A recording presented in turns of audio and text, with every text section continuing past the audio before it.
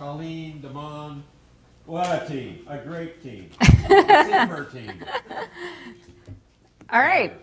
Well, thank you, John. And we also want to thank the Sandell Grant Program from the Center for Retirement Research for financial support of this project. So often in economics, we want to decompose the direct effects of program participation from the effects generated by selection into participation. This is true in a lot of different settings. And in this paper, we're going to try to disentangle the direct effects of retirement plans on employee mobility from selection into retirement plans based on underlying mobility tendencies. And part of the motivation is that there's been this dramatic shift in pension plan coverage, as all of you know. We've gone from a setting where among those with retirement plans, 60% had a DB pension only, to a setting in 30 years later where among those with pension plans, about the same percentage have only DC plans and a very small percentage have DB plans.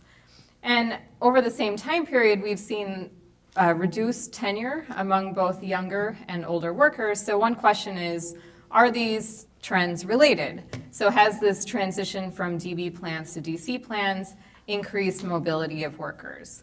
And there's a lot of reasons to think that this might be the case. So traditionally, you think of DC plans as being more portable than DB plans. And so the plans sort of differ in their incentives for mobility. And in fact, there has been some recent evidence that shows that among those workers with DC plans, they tend to have lower tenure than workers in DB plans. And on the other hand, there's a lot of reasons to question this, whether this is actually a causal relationship. For one thing, DC and DB plans differ in a lot of different ways, not just their incentives for mobility or their portability. For example, just the control of financial decision-making or the access to liquidity or transparency of your DC account. And also, of course, there's this important effect that workers may be selecting into jobs based on their mobility tendencies. So underlying mobility may be correlated with plan choice. Okay, so what we're going to do in this paper is try to answer the research question of what is the role of selection in explaining the relationship between employee mobility and retirement plan type. What we're going to do is we're going to exploit a natural experiment which created exogenous variation in plan enrollment and compare our quasi-experimental estimates to our OLS estimates to be able to say something about selection. And just to give you a quick preview of our findings, we're going to find evidence that there's positive selection into DC plans based on mobility. In other words, workers with higher underlying mobility tendencies tend to choose DC plans. We're also going to find evidence that the direct effect of the DC plan on mobility is negative. In other words, the incentive effect, what we're calling the incentive effect, is negative. And we also have an opportunity to look at longer-term outcomes, and we'll find some suggestive evidence that this effect dissipates over a longer horizon of 2 or 3 years. Okay, so we think our contributions of this paper are, there are 3 contributions that we want to try to highlight. One is a new method of identification. We're going to be able to use a regression discontinuity framework. This differs from other sources of identification like a structural approach or using variation in plan type across employers. The regression discontinuity framework is going to rely on a smaller set of assumptions, and so we think that it brings something to this literature. The second contribution is the conceptual framework that I'll show you in a few minutes, where we try to show how our empirical estimates may map over into the joint distribution of mobility preferences and preferences for different retirement plans, and also the ability to look at longer-term outcomes. Most of the previous literature in this area focuses on just 1-year turnover rates. Okay, I'm going to spend just a few minutes talking about our model. So what our goal is to determine, it's to determine how the relationship between mobility and preferences for a new employee benefit relate to observational and quasi-experimental estimates. So we're thinking of 3 sources of heterogeneity in our model. So one is how you value the new benefit over the old benefit. So in our context, the new benefit is the DC plan, and the old benefit is the DB plan. And fee, as described here, would sort of encompass your preferences of the DC plan over the DB plan. So this could be positive if you prefer the DC plan relative to the DB plan, or negative if you prefer the DB plan. And this also not only includes differences in the net present value of both plans, but other attributes as well, such as the ones I mentioned earlier, like transparency and control over financial decision making. The second source of employee heterogeneity is this cost of enrolling in the new benefit. This could be just the time cost of enrolling, or informational requirements, or administrative hurdles for enrolling in the new benefit. And the third source of heterogeneity is this mobility tendency, M, which is a difference between your valuation of an outside option relative to your existing option in your current employer, less some kind of switching costs, where this eta term, the last term in the mobility equation, is your cost of switching to another employer. So employees with higher values of M are more mobile in that they either have better outside options or lower switching costs. Okay, so we have 2 decision rules. You have a decision of whether to enroll in the new benefit or not, and you're going to do so. If you have the choice, then you would choose to enroll in the new benefit if your valuation of the new benefit is higher than the cost of enrolling in that benefit, or you would not enroll in the new benefit if your fee or valuation of the new benefit is less than the cost. The second decision rule is whether to leave the firm or not. So you would choose to leave the firm if your M, your mobility, is higher than the valuation of the new benefit if you're enrolled in the new benefit, or 0 if you're not.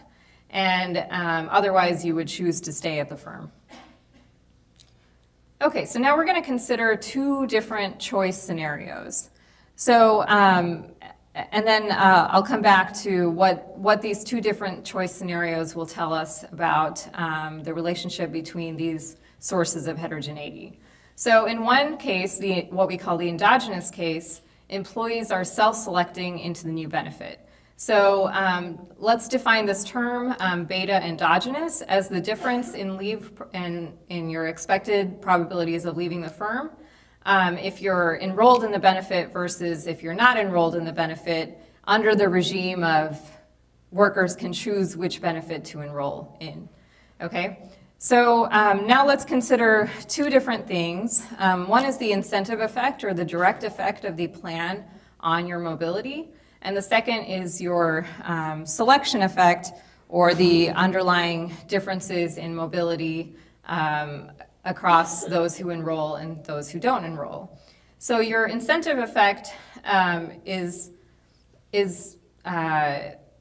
so in those who enroll have higher levels of fee than their cost of switching.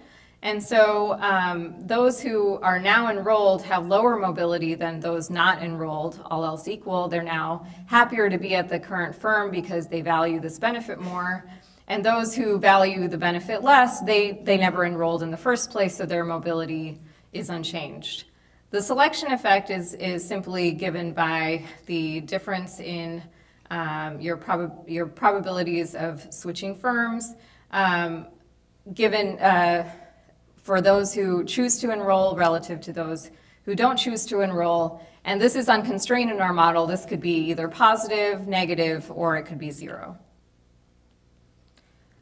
Under the second choice scenario, which we call the exogenous case, think of this case as where employees are forced to enroll in the new benefit.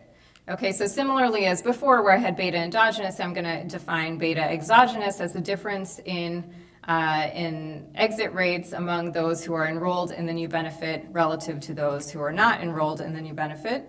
The incentive effect is now going to vary across employees. So you'll see lower mobility among those who would have chosen to enroll in the new benefit, and higher mobility if they don't value the DC plan or the new benefit as highly as the original benefit. Since we're forcing people to enroll in the new benefit, then our plan enrollment is independent of someone's underlying mobility. In other words, we're shutting down the selection effect by looking at this exogenous case. The net change in leave probabilities is going to depend on the number of employees that are now induced to stay at the firm.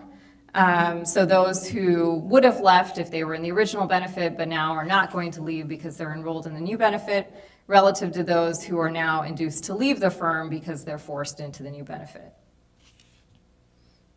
Okay, so if I compare beta endogenous to beta exogenous under a case where there's no selection effect, I'm going to see that beta endogenous is less than beta exogenous. Why? Those who self-select into the new benefit have relatively higher values for the new benefit and therefore experience larger reductions in leave probabilities due to the incentive effect.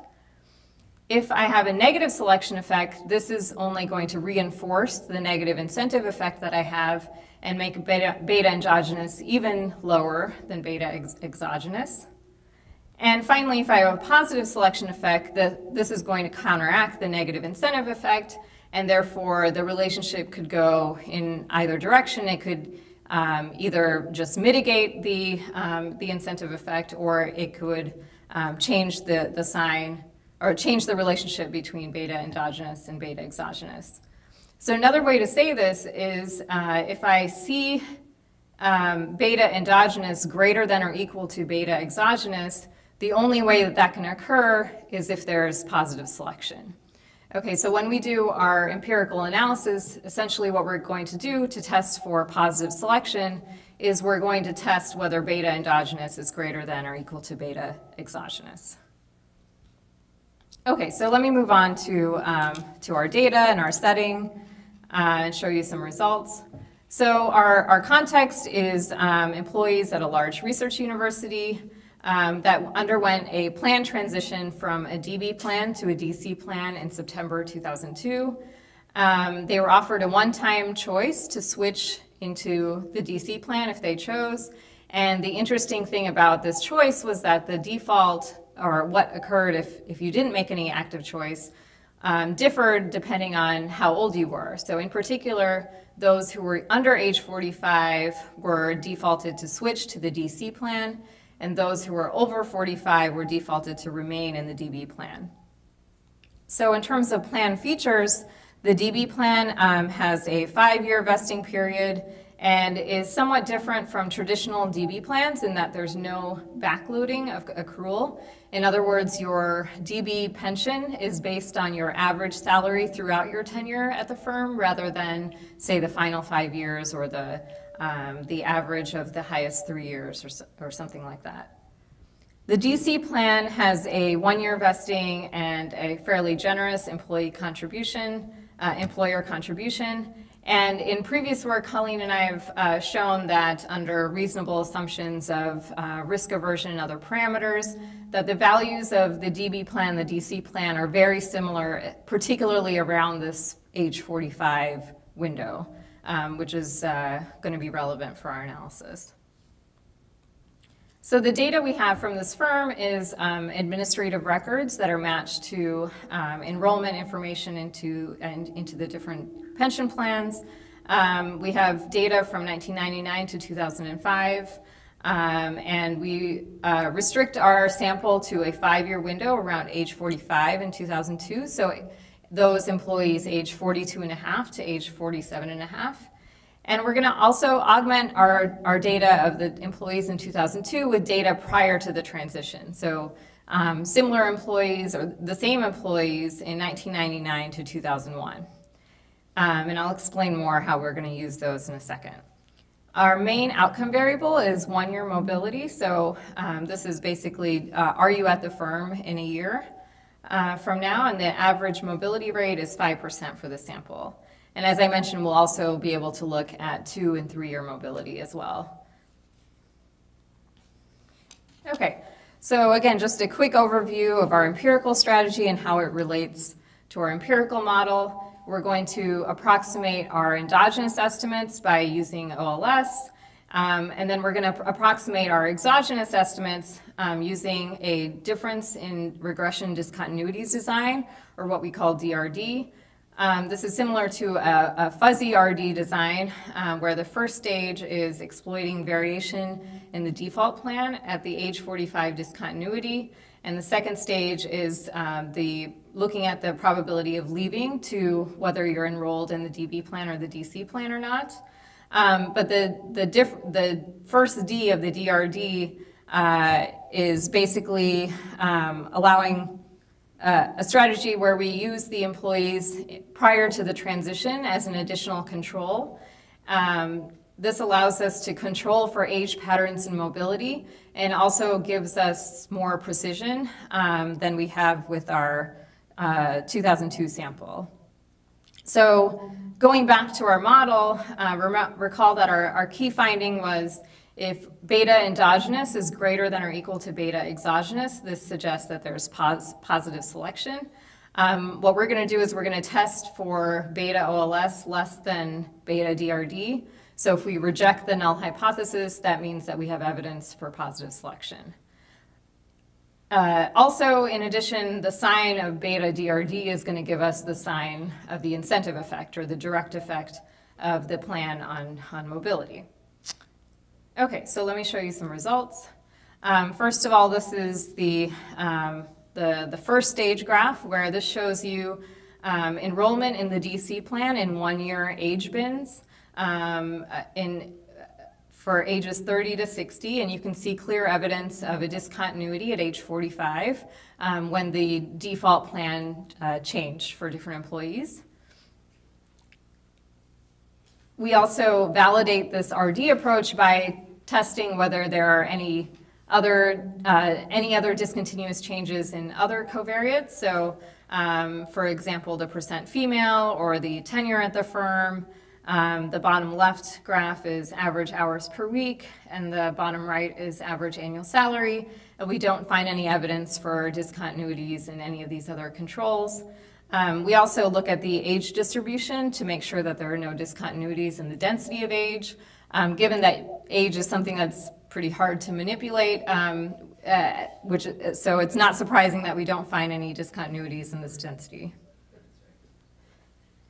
Okay, so what this graph shows is 1-year mobility rates for ages 30 to 60 in 2002.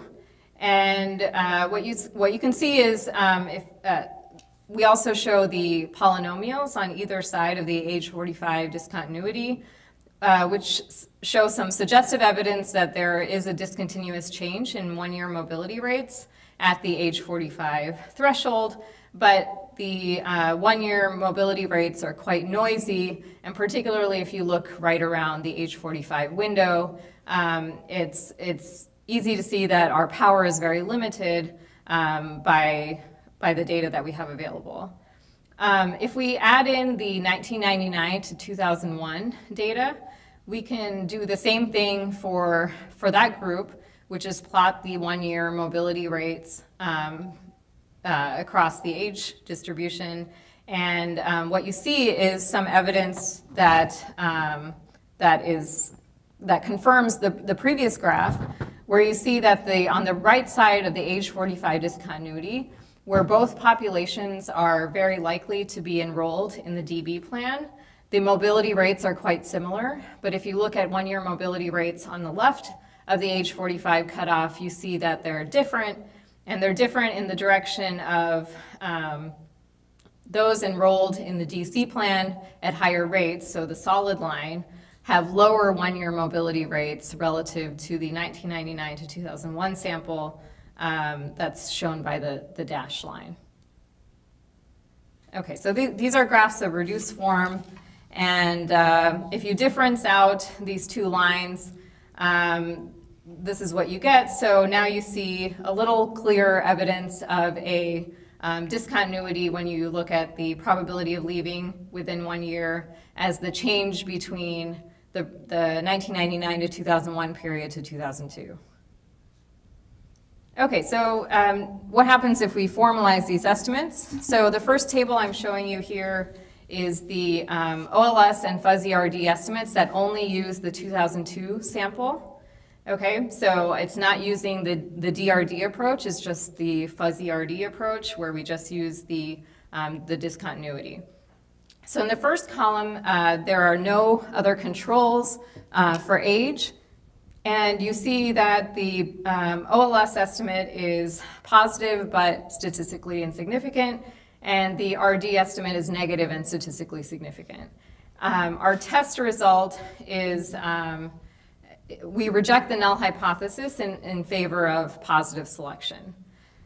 If you add in additional age controls, the estimates tend to move around some, and you can see that as we control for age, the estimates are not stable, and that's basically because we lose power in the first stage. So on the bottom of the table, we show you the first stage F statistic. You can see in the first column, it's quite large, it's 35. But as we move to more controls for age, the F statistic decreases substantially.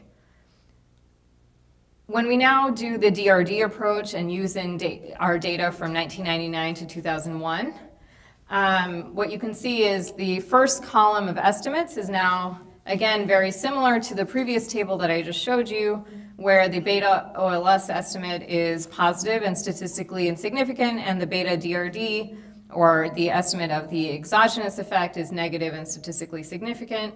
Our test for positive selection yields the same results, where we reject the null hypothesis in favor of positive selection. Now, however, the estimates are much more stable across the different specifications for age. And in addition, we're able to provide one additional control for age. We can control for age non-parametrically using the 1999 to 2001 data. And again, the estimates don't change very much. So taking this back to our model and what do we make of these results? So if we compare the OLS estimates to the DRD estimates, our OLS estimates are significantly greater, which suggests that employees with higher mobility tendencies are more likely to enroll in the DC plan. In other words, there's positive selection between mobility and preferences for the DC plan. We also find evidence of a negative incentive effect. This is shown by our DRD estimates being negative and statistically significant. This is evidence that DC plans reduce mobility. And this may be at odds at what you might expect, given the relatively more, the fact that DC plans tend to be more portable. But we think that it could be evidence that employees tend to value some other benefits of DC plans other than differences in the net present value or portability. So for instance, the fact that you can access your DC plan through loans and withdrawal features, and that there's more transparency in how much money is in your account. This is also consistent with evidence from Maria and others that show that individuals place low value on DB benefits relative to a lump sum, which is a theme that we've heard at other times in this conference as well. We can talk about this more in the Q&A. I don't want to go over time, especially being the last section, but these two results are reconcilable within our conceptual framework. We do some other tests in the paper, which I don't have time to talk about in detail, but let me just describe them quickly. We do some placebo tests where we assume that the discontinuity occurred at age 42.5 or 47.5, and we don't find any evidence of a first stage at either of these placebo ages. So there's basically no effects here, as there shouldn't be. We also do an analysis of whether there's any discontinuity at age 45 in any of the years prior to the policy change, and as well as the group together, and we don't find any evidence of a discontinuous change in mobility at age 45 prior to 2002. Finally, as I mentioned, we look at the longer-term effects. We evaluate the effects on both 2- and 3-year mobility. And the DRD estimates are smaller in magnitude and lose precision. And what this suggests is that some of this reduction in mobility may be temporary, that once you get 3 years out, that the mobility rates between the two groups are quite similar. Okay, so I'll just quickly conclude. We find evidence of positive selection, and our incentive effect is negative. We think that some of these results also highlight the multidimensional differences between DB and DC plans. So.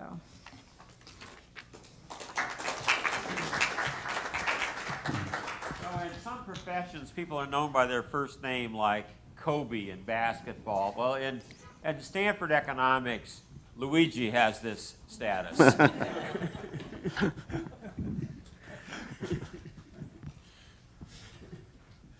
Right.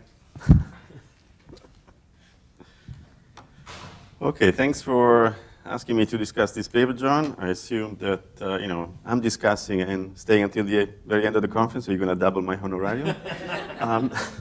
So I'm going to start with restating what they do. So since 1980, many companies have switched from DB to DC pension plans, and during the same period, we've seen an increase in worker mobility across firms. So the question is whether there is a causal link. And the empirical problem is that it's hard to disentangle the what they call the incentive effect from the selection effect, because the propensity to move across firms may be correlated with preferences for either plan. So the solution proposed in this paper is that to use a case study, which is Stanford. So they couldn't say it, but I'm Discussant, so I don't care. So in 2002, Stanford moved to offering a DC plan. The existing DB workers had the choice of keeping it. Sorry, they're going to be sued, but if no choice was made, then they were to be allocated to either DB or DC according to their age, with 45 being the threshold. And so this creates a discontinuity that can be used for disentangling the two effects. So I wanted to make a joke, which was this. The question asked in this paper is a bit of a non-starter, because why would anyone ever want to leave Stanford? Bob completely spoiled my joke, because apparently Stanford is worried about that. And there's this article on the San Jose Mercury News. So this made me think that it may be that Stanford actually made the switch, among other things, to induce some people to move and actually obtain the opposite result. So it kind of backfired on them. But anyway, so more seriously, the paper tackles an important identification issue, and it finds the somewhat surprising result given the assumption we made about the characteristics of DC, the portability, etc., that offering DC actually decreases mobility from a causal point of view. And so my comments are going to be on, first of all, how we think about the results of this paper, given that it has some external validity issues, and they come in two shapes. The first is that, of course, it's a case study. So we may wonder about how much we can learn from a case study involving a notoriously generous employer. I can attest to that. And second is that how much can we learn from an estimate that is very local to a particular counterfactual population, which in my view is characterized by inertial behaviors I'll try to discuss. And then I'm going to make a few small comments. So starting with the first external validity issue, it's a case study. So identification, of course, this is a great research design. But the question is whether we can generalize this to a greater context. And Stanford is a bit, of course, a peculiar case, because it's a generous employer, and there may be a number of reasons why employees like the DC plan. Perhaps it offers better investment opportunities for those who take it. Perhaps the Stanford workforce is better educated, or even the low skills within Stanford can have benefits from interacting with the faculty. I have my secretary knocking on my door asking for financial advice, which I cannot give them because I don't know anything about it, but she still thinks that I do. So they can take greater advantage of it, or maybe the Stanford matching rate is higher. So we can add to this very long list and asking how peculiar the Stanford experience is. And perhaps one thing you could do is just to show whether there is a lot of peculiarity in the Stanford kind of episode relative to similar-sized employers in terms of average attrition, whether it's comparable over time, whether it's comparable across episodes in which companies have switched across DB to DC plans, etc. What about the other externalities? So I go very quickly through what they do. So the best thing the best way to think about what they have is a statistical model in which you have a baseline in which everybody has DB. Then at time 1, there is an offer that you can take. It's an irrevocable choice you make of whether to stay on DB or switch to DC, paying a sunk cost C. It's sunk because then it doesn't play any role in this second period, if you want, in which you can make a choice of whether to go to another employer, leave Stanford, by paying some sort of mobility cost. And of course, whether you do it or not depends on the choice you've made in the first period, which plan you want. So the utility is defined over the wage and the plan. So in the first period, you choose whether you want to move on to DC if the utility of doing so, and this is the main causal effect we're interested in, exceeds the switching cost.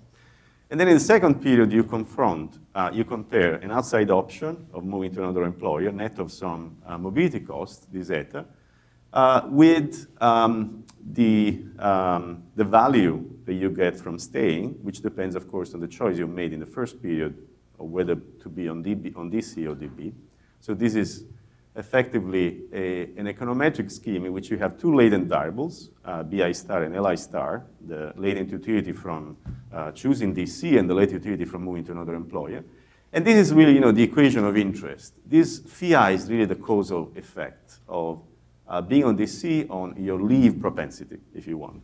So this phi I here is essentially there is a distribution of causal effects, okay? Which population you're going to look at is going to give you a different kind of local average of this phi. And this is the interpretation we have to give to their estimates. So the causal effect is heterogeneous, and because this MI is the sort of the error term of this regression, if you want, there is possibility of getting bias because this MI can be correlated with phi. So preferences for DC may be correlated with your unobserved propensity to be mobile across employers. And so if you run an OLS regression, this is how you can decompose the incentive and the selection effect. The incentive effect is the one you are interested in, but there is a selection effect because the propensity to move can be correlated across the DB or DC choice. And in particular, if you don't have any selection, so if there is orthogonality between these two random components, then this term disappears and OLS will be just fine. You would be estimating the causal effect of being on DC onto the propensity to move. The problem, of course, is that there are many reasons, and they list many reasons why you can have this selection effect, and I'm not going to go through.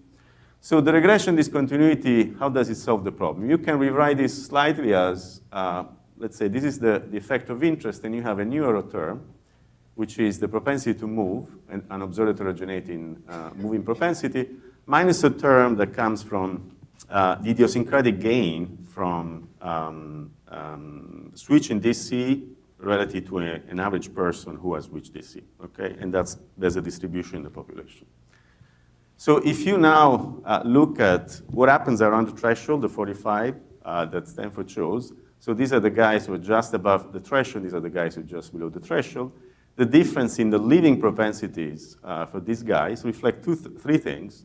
First is, well, you would hope that's the only thing that remains, the treatment and the treated. But there are these two other things. This is the differences in the average propensity to move for people who are just above and just below the threshold.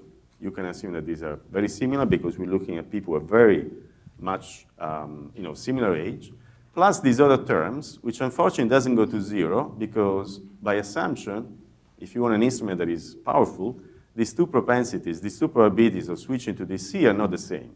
Okay, you give them default and they switch to, and they don't switch a lot. So there is this big jump at age 45.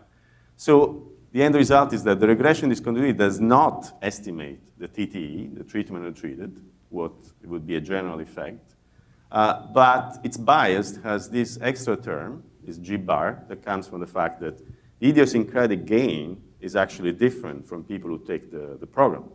That's the reason why they take the program in the first place.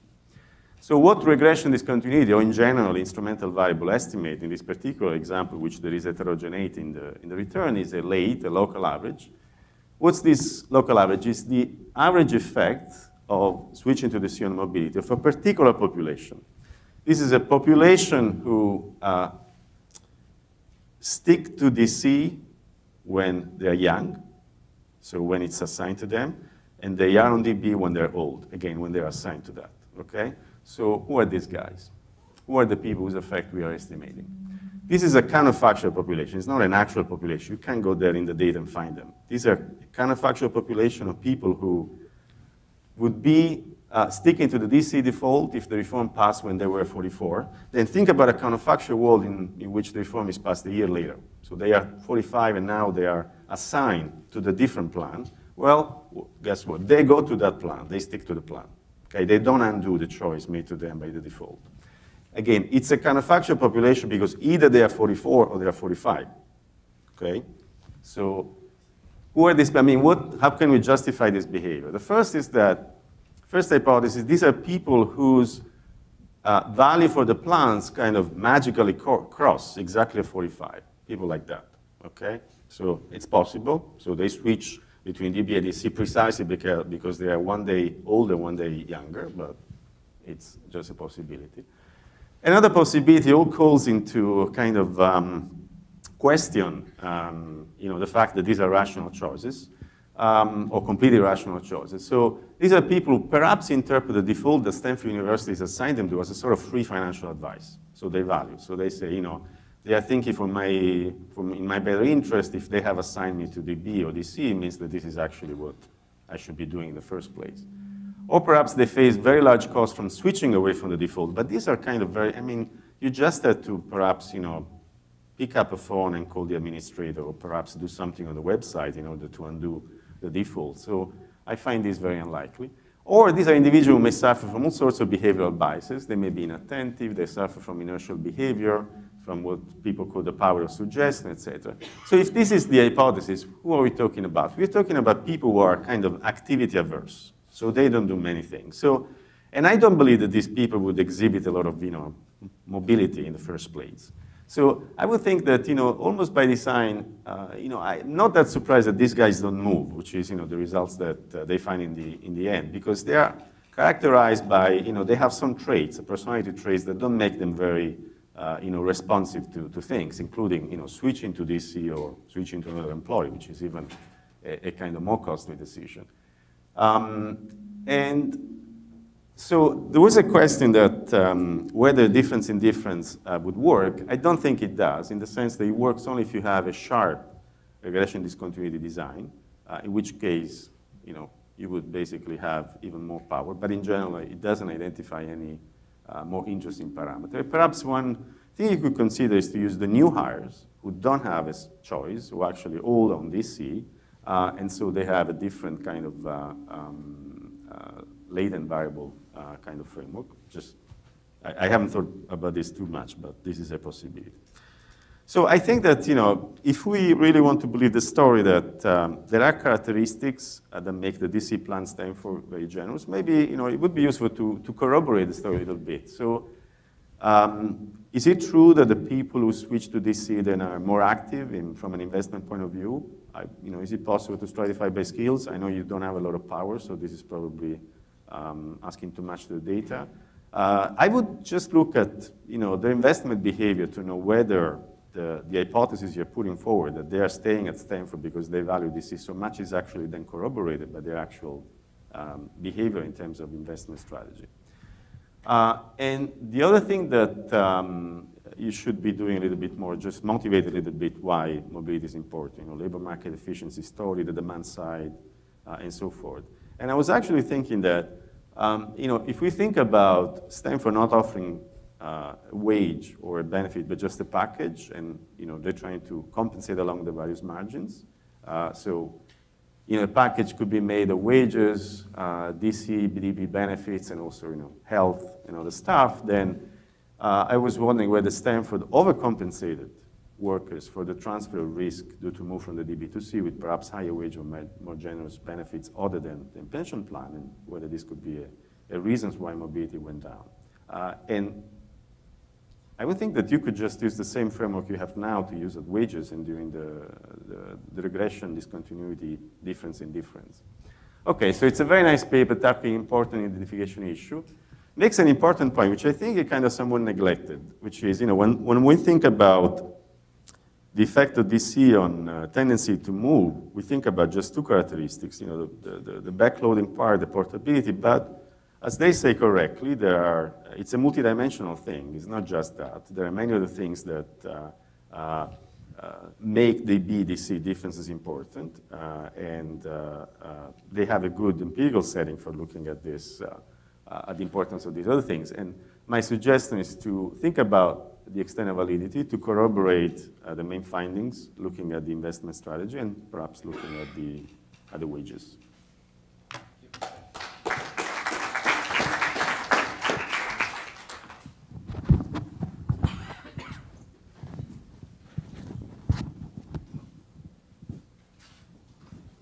I wasn't sure it was important, but I noticed that the DC plan had 1 year vesting and the DB plan had 5-year vesting. So in making the choice, you're also changing the vesting. Maybe that only applies to people who work less than 5 years. But I was just wondering whether that, if you've thought through whether, in addition to looking at these two plans, you're looking at two vesting schedules as well, and whether that could affect your results. Sure. Okay, so we split the sample into people who had at least 5 years of tenure, so that there wouldn't be a differential vesting effect across the two plans. I think we find similar results, but that is a point that we did consider. Yeah, the results don't seem only due to differences in vesting, because they're still there, even if we look at the population that's vested the same. Yeah, Steve. It's right behind you, coming right now. I very much appreciate the paper, so thank you for putting that together. Just a couple observations, possible explanations why mobility went down is that the younger workers typically place zero value on the pension plan, and now they've got a 5% contribution to the DC plan. They just got a perceived 5% raise in pay. And so I think that's going to explain part of it. And then another part is that the actuarial value might have been equivalent at age 45, but at 30, the pension plan would be worth a lot less than 5% of pay contribution. So the reality for that 30-year-old was that they did get a raise in pay. And so I think between the perceived value and the actual value, that could explain a lot of why mobility went down initially, and then they kind of got used to it, and I can see why the effects might wear off after 3 years. So just some observations on that. That's consistent with what we were thinking as well That's consistent with what we were thinking as well around the window of age 45. And in our empirical analysis, we only include people who are very close to that threshold. So the 30-year-olds aren't driving the result. They're not in there. Gary, more questions, because those of you who stayed all this time, you're almost bound to get a grant from Sloan. And we're going to be subsidized by SIEPR. I wonder whether this is a contradiction to conventional wisdom, in as much as conventional wisdom is imagining a DB plan that, so far as I know, is much more backloaded than this plan. I mean, I've never heard of a DB plan that has such a long averaging period to determine the wage that is replaced in the formula. You know, from the first time I studied this, which was many years ago, you know, 5 years, 3 years, even 1 year are much more common wages that are being replaced in the DB pension formula, which gives rise to astonishing skewness in the rate of accrual. And the rate of accrual is much, much, you know, greater for those people who hang around and meet these magic service requirements, but that's just not going to be nearly the same in this kind of a formula. I mean, if you just drew the picture for the standard state and local pension plan, which I think Alicia looked at, 50 plans and gave the average, and then put this one beside it, I think the accrual pattern would look very, very different from the standard DB pension. But I'm not an expert, so. Yeah, no, you're exactly right. This is not a traditional formula for these types of plans. Usually it's final average salary over 3 years, 5 years, but this is literally applied to every year that you're earning at this employer. But to the extent that this plan does not have that steep backloading feature, I think it puts us in a position of being less likely to find this positive selection effect that we do find.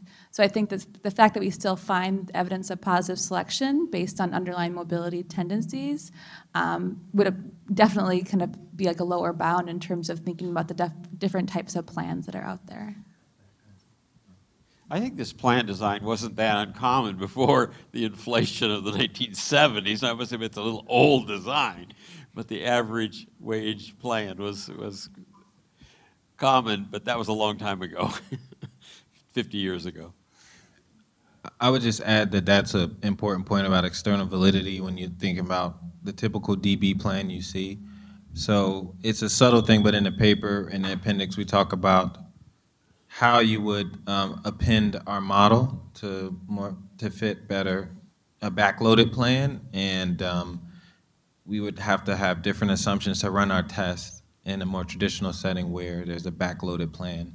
So it turns out in our case, our model fits the type of plans that we're looking at, but we show how to extend the framework when there's strong backloading in the plan. Bob Clark has a... Yeah, when you think about why DB plans are often associated with lower turnover rates, first you've got the vesting issue, and I'm not exactly sure what you were saying about that, but to the extent that I believe you said people that already had 5 years that were essentially grandfathered in investing in the new plan, or since it was the same old plan, right, basically? So you've taken out the vesting issue because most people, when they look at, do I want to be in a DB plan, they're worried about not making it to vesting is one issue. Then you take out the backloading. You would say that's the second part that would make people less likely to leave because they're waiting for the big payoff. They've already gone through the first round. And then the third part that would make it less likely to find a mobility effect there is, I think, this default for the younger workers. Are you able to sort out who was defaulted in and who chose defined contribution plans? Because if they're defaulted in, you really got no information on those people's preferences. It's just a matter that they were put in there. Well, I was just going to say that we do know whether they were defaulted into the plan or whether they were in the plan by filling out a form and making an active choice. What we don't know is whether someone actively decided whether to be in one plan or the other and then saw that that plan was the same as what their default plan was, and so then just chose to not fill out the form because it would be the same outcome in the end anyway. I was going to say, we have a specification where we, abstract from vesting by looking at people who would always meet the vesting requirement. But in what you saw, some of those people are below 5 years of tenure, so some of that vesting would still matter in the decision. But what Gopi said about seeing who was defaulted in, we can't tell that in the data because. I thought you just said you could. No, okay, we know what your default was, but we don't know if that swayed your actual outcome because we don't see the counterfactual. But you know who made an active election and who didn't do anything and therefore was defaulted in. What you don't know is, of those that were defaulted in, what would they have chosen if they had made a choice? But that's very different than saying you've got no information there. So the question might be, if you said, take only those people that made an active election and only those people that were already vested, then make a comparison there, might give you something that might be a little bit more generalizable. We could do that, yeah. Yeah, we've struggled with the group that was passively put in their plan because they're heterogeneous to these two types of groups. But if we focus just on the active, then we know exactly kind of what their decision was. I guess I just want to say one thing about Luigi's points, which I really appreciate your careful reading of the paper. We've been thinking about this idea of inertia, and maybe these people are just inactive individuals, but I think we keep coming back to the point that our identification is really coming off of people above and below 45. And so if it's a story about inactivity, it would have to be something that would only apply to the workers who are slightly younger of that group. And so we haven't been able to think of what would be a kind of a compelling reason for why a worker who is 44 is more inactive and inert than someone who is 46, who are both defaulted into their respective plans. Laura. Almost not worth the microphone. Just a quick question. What percentage of people did opt out of the assigned plan? Yeah, I'm just, 20? It goes from about 80-20 in one plan to 20-80 in the other plan on either side of the So it sounds discontinuity. like the general sort of findings you see with opt-out approaches, right? I mean, isn't that generally Yeah. what people, Yeah. okay, thank you. Okay. Thank you very much.